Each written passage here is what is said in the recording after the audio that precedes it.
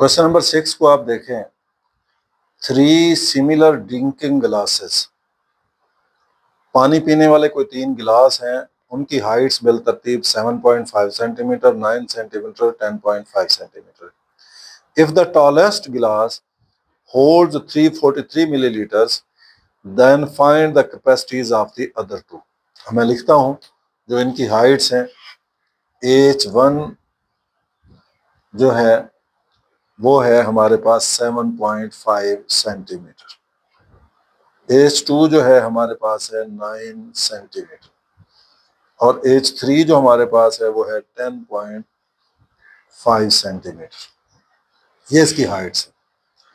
अब इनमें जो सबसे बड़ा जो जिसकी ज्यादा हाइट है वो है 10.5 सेंटीमीटर, उसको हमने H3 लिया है। यही टॉलेस्ट है और ये जो टॉलेस्ट है इसका जो वॉल्यूम है V3 वो उसने दिया है 343 मिलीलीटर्स। तो हमने V1 फाइंड करना है और V2 फाइंड करना है। तो हमारे पास जो फार्मूला होता है उसकी रूह से V3 over V1 will be equal to H3 over H1 का क्यूब।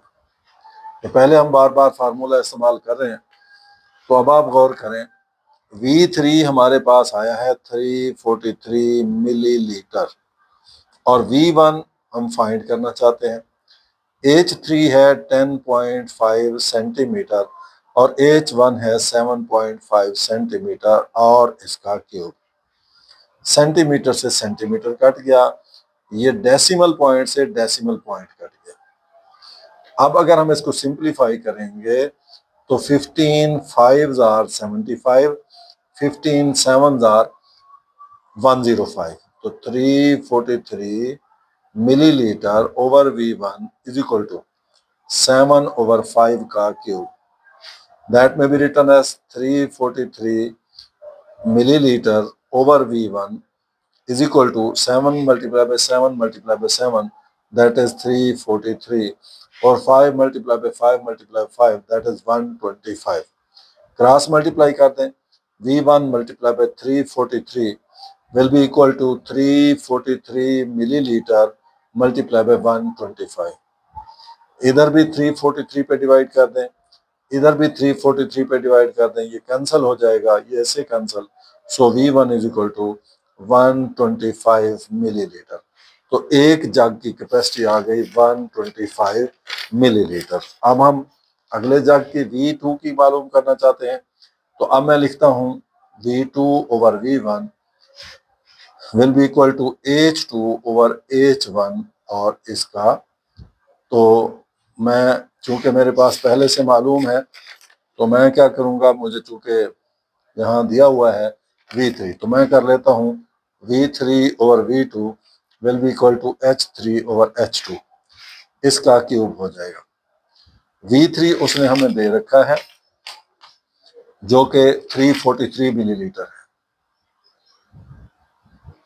और V2 हमने मालूम करना है। H3 हमारे पास है 10.5 सेंटीमीटर और H2 जो हमारे पास है वो है 9 सेंटीमीटर,